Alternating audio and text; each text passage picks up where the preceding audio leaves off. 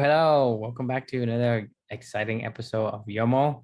And you know what YOML is? It's a year of magical learning. This is where we go on to Zoom. We talk about the book that Chris is read and the lessons he learned from it. And we talk about the lessons learned, discussion, the pros and cons and whatnot. So all yours, Chris.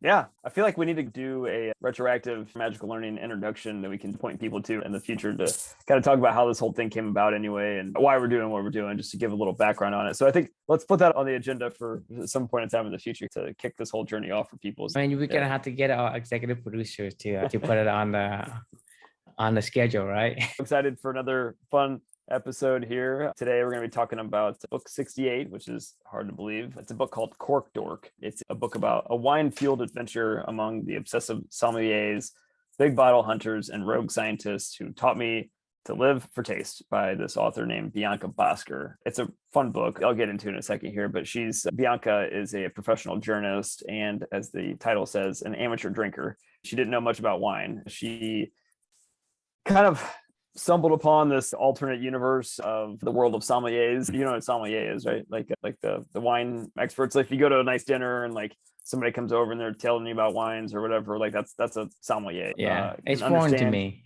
right. So somebody that can understand your palate, understand, the origins of the wine, how to pair it with meals, yada, yada, yada, so these are supposed to be like wine experts. Yeah, the wine experience process, right? Because wine at the end of the day is an experience. So Bianca is a journalist, and she, got a little fascinated by this, decided to take a couple years off of her job. Very similar to that The Biggest Bluff book, So when are we going to hear about the what was it, the not racquetball, what was pickleball. Pickleball. Yeah, pickleball book. so yes. So I do, just so everybody knows, I want to do this similar thing that Maria Konnikova did for The Biggest Bluff, and that Bianca did for Cork Dork, and that Ad Hand Finn did for the Rise of the Ultra Runners, where I go infiltrate the world of pickleball and journal my experience. And, I'm still waiting for that book. Yeah. I need to go get a sponsor, and I need to go get a book deal to work toward. But yeah, I would love to do that. That'd be awesome to quit my job and go try to do that for a couple of years. But anyway, it's a really fun book. This is one that Felicia, my wife, and I did together. We really enjoyed it. I'll just get to the reflection because I talk a lot about this stuff in there. The reflection title is, if you want something to be memorable, make sure it comes with a great story. And here's what I mean by that. I'll go ahead and share my screen. So first off, I was mentioning, this is at the time that I finished this book and wrote this reflection. This was the fifth book that my wife and I had finished together as an audiobook. And and we had done it over a 6-month period of time, which I was pretty impressed with, to be honest with you. I think we're on like book 12 now in the present day. Oh, nice. And it's been pretty cool. Like it's been unique. It's talk about the compound effect, right, of this whole journey. So, we found a way for, to find books that both of us are going to enjoy. My wife and I both love wine, and we'll talk about that in the reflection, and just that experience together. But we've combined that with our Amelia walks and, listening to an audiobook as we walk around the park and kind of living your values, right? And all the compound effect that goes together with all that. And then we can talk about these books and experience them together. And, it's fun. It's a shared common language and, things to discuss and new things to try in your marriage. So yeah, I mean, never really thought that would be my life, but here we are, right? In particular, why we chose this book, my wife and I, we've always loved wine in general. Like it's been, I don't want to say like it's a huge part of our relationship, but it's always been an important part of how we connect together. In particular, we don't have a ton of things in common in terms of like hobbies and activities that we like to do, but traveling and wine in particular has always been something that we've both mutually really loved. So a lot of our trips have been to France or Italy and wine tasting, and Spain and wine tasting, Napa Valley and Niagara Falls region, which actually has an awesome wine tasting region. And yeah, I mean, a lot of our fun trips that we've taken over the years, I don't want to say revolved around wine, but wine was always a part of it. We loved experiencing wineries and tours and understanding this stuff and just having a good time and enjoying the food and wine experience together. So this book got me really thinking about the wine experience in general. The author, Bianca, is explaining what it's like to be a sommelier and their job as she started to infiltrate this world and started to do it and started to understand how to express it to customers and get into their mind and sell them that this is the right wine for their experience. She made a great connection in the book about when you go to a vineyard, you have an experience at a vineyard and you love it. You just feel that there's so many other things that are going on that go into that experience than just tasting that wine. you end up buying a case of wine or something like that from it. You bring it back home, and all of a sudden, when you open it up like a year later and you had the first glass of wine, you're like, this doesn't taste near as good as it tasted when I was trying it out. And there's a reason for that. It's because the wine experience is an experience. Like, I can't replicate to somebody what it's like to go into Bonn, France, and we walked into the little town square, and there's this amazing farmers market going on. There's dudes with accordions playing, and there's a Michelin star restaurant in every single corner, and then you go have like a glass of Burgundy wine, that's like this amazing, world class Pinot Noir or something like that, and you're in a little wine cave eating cheese or whatever, or you're going hopping from vineyard to vineyard in Canada, tasting ice wine slushies and different ice wines and things like that. And, it's really hot out in the middle of the summer, and you're hearing about how they make this stuff, and, or you're out in Sonoma County and you're experiencing like just the beautiful scenery and settings and tastes. And like, you just can't combine all that into describing that to a customer, like a table that's in a Manhattan steakhouse, you know what I mean? Like, it's really hard to take with the mental images that are in my head and the experiences that my wife and I've had together that I hold dear, that makes these experiences special, but then to try to translate that to somebody else. And that's the job of the sommelier, right? That's what she talked about. It's their job to unlock that experience for you, to get you to go from a New York steakhouse to being in Tuscany and Italy and experiencing all that and how this is all connecting together. Right. And it was just a really good lesson for me and a reminder for me that, if you want something to be memorable, make sure it always comes with a story. Like, that's our job. We have to paint the picture for others to understand, because they're not going to understand just by saying, hey, yeah, here's the wine, here's where it came from, here's why this is quote unquote special. It's about the experience. It's about when we're doing this journey together. It's about how you feel afterwards. It's about how, like the conversation we had yesterday about Big Sur, and I don't know about you, but like, I felt like that I will remember that conversation because I remember the experience that we all had together. And did we talk about anything groundbreaking and earth shattering? No, but like, it's about transporting you to another time and place in your mind and having a great conversation. And yeah, otherwise it's just wine. It's just wine, right? It's just, a grape juice, having a home on a Friday night. Like, and that's not special. Like, there's no story there. So anyway, that was my reflection for this book. Love to get your thoughts either on the question of what's some of the favorite stories to share about experiences in your life, how you connect like all the different other things that go on, or just in general about what makes a story memorable to you. So for me, I can't drink any alcohol. Why is that? Is there a reason? So I can't take alcohol. My body doesn't process alcohol at all. I didn't know that. So if I drink just a little bit of alcohol, my whole body turns red, like as if I'm really, really drunk, because it doesn't process it. Interesting. My body doesn't process it at all. And I probably get drunk pretty quick, because it doesn't matter how much, it's just a little, and it's like a reaction. Right. So I can't do it. So, I mean, I feel like I'm missing out on a lot of stuff. Not really. Because I hear you telling stories and it sounds fascinating. Go to Napa Valley, visit a vineyard, because when I hear these kind of stories you tell, I have this imagery of nice sunset, looking beyond some kind of hill or whatever. Yeah. So it makes me really say that's nice. That's a really nice place to be. And imagine drinking the wine. I guess the wine, it kind of adds to the experience, to the story. And so for me, even though I don't drink it, it's still every single time that I see somebody drinking or see somebody holding a bottle, I would imagine somewhere in France, you have this beautiful Tuscany house with all the rows and rows of however they grew the vegetation. I would see the flowers or grapes or whatever else that they grow in those places. And to me, it's very peaceful, very nice. And that's what I imagine. I think, I'm kind of like, wish I could experience that myself, but you want to make it memorable. It has to come with some sort of an image. Only be accentuated by story. It has this, it has that. These are characters. These are backdrop. And so similar to a writer, you have to paint the picture and show the sunset. But it's not like, okay, you go there and it's stormy and it's foggy and all that. You only imagine the sunset. You're not even imagining the high noon sun either. You just imagine the 4 o'clock afternoon sunset with the beautiful hue that kind of shines through. And you have people that are next to you that are enjoying it and you're enjoying it. It's a beautiful moment. I mean, that's what I felt like. That's what people are having that I don't have.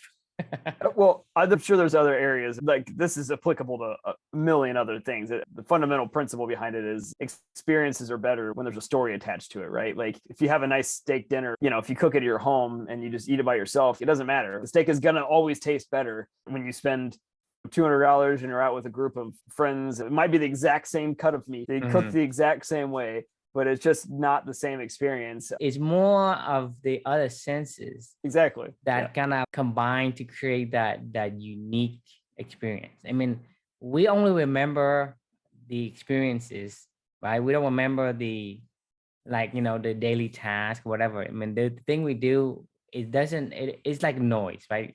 Right. Signal to noise ratio. You have something that is above the signal, above the noise, become the signal, and those are what you remember. You only remember the peaks and the valleys, right? Yep. Not the averages, not the middle. And So beginning ends, right. and then the peaks and the valleys in the middle. So for me, that's how I kind of see how a lot of these story becomes ingrained in our memories, just because we only collect a summary of the highs and the lows in our life. The moment like stands out from everything else is you have to combine it with a story, and the way we remember is based on stories that we can tell others. And it's also, I mean, similar to what we're doing today in doing the discussion about stories we learn and whatnot.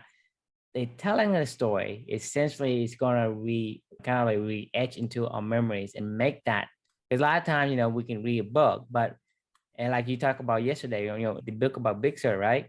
It's not those big books that you remember, but you remember because of the discussion we had yesterday, right? Exactly. It ingrains into our life as we were three guys talking about the atomic bomb that we have and the quest that we're going on to, and that's the story of ourselves, and that's what makes it memorable, not because of the book per se. So I think I really agree. Having a story is what makes us, I guess, human in a way. And humans, it's told one story at a time. And if you can portray that experience in a memory, it's easy to recall. 100%. I think you just hit the nail on the head with the conversation about Big Sur yesterday. The book isn't a great book. I don't even know that I would venture to say that I enjoyed it, but I enjoyed the conversation about it with you. I remember that way more because that was an experience that we all had together, not just reading a book and moving on. That's why this journey has been so important, for me, for you, for other people that have been taking a part of this, and anybody else that will take part of it. This isn't just about reading books and talking about it, write a review about it or something like that. This is each one of these conversations that we have, each one of these reflections that I write. This is about sharing stories of your life and how these things all connect together. And for me, like, it reminds me of, we'll get to this reflection here in the not too near future, but about the book called Moonwalking with Einstein, which is about like the memory champs in the world. And like, it was a similar story to this, where this guy decided he wanted to go try to become a memory, athlete and compete in these kind of things. And what I learned in that is, the most powerful and successful memory athletes out there in the world are the most creative and imaginative ones, because that's how we learn. We learn from rote memory. We don't learn from, this is a bottle of wine, this is where it came from, this is the taste you're going to taste. It's all subjective. Like, the whole job of the sommelier is almost like a joke. Who the hell knows if there's some scientific methodology as to what you smell and what you taste and what you don't, and where the sun hit it on a certain hill? It's all just speculation at the end of the day. But what isn't speculation is how somebody feels when they consume that wine. They will remember. I will always remember Linmar Estates in Sonoma and the Russian River Valley in Sonoma, and the experience that my friends and my wife and I had while we were out there. I will always remember Bonn, France, and going to this wine cave, and I will always remember, like, there's certain things that I can't get out of my memory because it's etched into the visuals, it's just there. So if you can help other people to experience that, or you can help yourself to experience it, you'll remember a lot more and you'll experience a lot more, because that's how we think. Enjoy more as well, because the thing is, it doesn't matter what you put in your mouth. I mean, if you say, if this glass of wine is really good, but I drink it in a very rainy, midnight, cold place, right? You're not tasting anything. Your mind is somewhere else. But if you're on a nice vineyard with the beautiful weather and the nice sky and the ambient temperature, you're gonna say, well, this wine tastes, tastes better. It has a little aftertaste, blah blah blah. So you don't remember anything in the harsh winter cold in Alaska when Right. you're drinking the wine. No. But the thing is, that's not what you remember. So it doesn't matter how good something is, right? It's all the other combinations of the other senses that Exactly. comes to play to say, well, I enjoy it. Or, right, you say have really expensive wine, whatever wine you want to pick, you take it and you in a frozen place where you don't want to be. So you take them into Alaska or you take them to a rainy place where it's foggy all the time and it's gloomy all the time and, you know, whatever. And that is not going to give them any joy when they drink the expensive bottle of wine they would have Right. enjoyed at another setting. Yep. 100%. Like that's what she said, you know, like, and she's so right. I can't tell you how many times we always, whenever we go on these travels, like we always buy, you know, like a decent amount of wine or something like that to bring back and put in our little wine cabinet. Enjoy the experience. Don't buy Yes. the wine and bring it home. Well, but actually, I will challenge that because I don't drink the wine that we bring home because it reminds me of the memory when I look at it, right? It's a trigger of a memory. Right. But when you actually decide to open that up and consume it, you're always like, So bring it home Yeah. to display, but not Right. to drink. Well, I'm always torn on this one too, because like it's also wine. You should drink it, Because you the know? thing So is, it's yeah. and you know how that reminds me of, like, let's say you're Michael Jordan, right? And you are the top of your game of your NBA and you won a championship. You retire at the most ripe time of all time, right? Yep. And then you say, well, I'm gonna go back and unretire, and then you suck. Right. Right. It just kind of diminishes ripe experience you had before. You're right. Yeah. That's what I'm concerned about in terms of, yes, I'm drinking this, but I'm not really in the setting that would make this wine the best tasting wine it could be. Agreed. But that's when you should unlock your imagination and remember, visualize yourself back on that, you know, amazing, you know, vineyard in Sonoma County and you know, the But that's the rolling thing hills is, and I the don't know. gardens and- I don't know if I can do that because I physically I can't, right? Yeah. And what if you couldn't do it? Like let's pretend that I could drink the alcohol and I couldn't do it, and it just saddens me because this wine is not as used to be. It's like, make it Right. right. Well, whatever you experience, this could extrapolate to anything. Whatever you have pleasant memories of experience. It's like, in you your know, life. this was wine when I went to France and drink it. Now it's just grape juice that is fermented.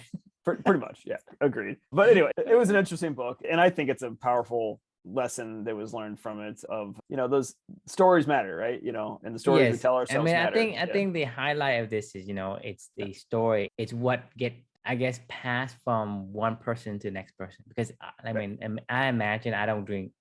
I imagine all the stories and I imagine all the imageries, but I don't drink. But because the story allows other people to pass that image, the illusion of whatever that is to me, to kind of experience some of it.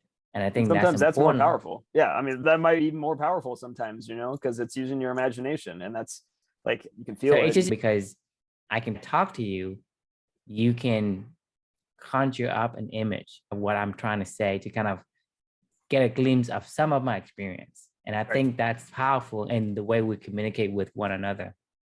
I don't know if animals can do that, but as human beings, it's really, because you think about the image that you produce, a tendency, the same, like, you know, if you get my sympathy, right? I feel your pain, I feel your emotion, I feel your tendency, and then that will enable us to unite because we are able to feel other ideas and images and emotion, because you pass that kind of word into my head creates an image, that image creates an emotions, and I feel some of your emotions. That's allowed you and me to unite, to do acquire a common values or common virtues or whatever. And I think that's what makes humanity great. Agreed. Because our ability to unite together to do things that makes us feel, you know, pretty much the same. Agreed. I mean, that's unique to humanity, I feel like, and it's pretty cool. Yeah. Remember the 4 agreements, right? Always be impeccable with your word, right? That's why it matters, because if you can be impeccable with your word and paint that picture for somebody else, you can connect, and it makes everybody feel a little bit better. You know, so good conversation for the day. Love it. The question we can leave for everybody is, what's your favorite stories to share and about experiences in your life? How did you feel? How did it connect with you? So love to hear your comments, and thanks for joining. Yeah.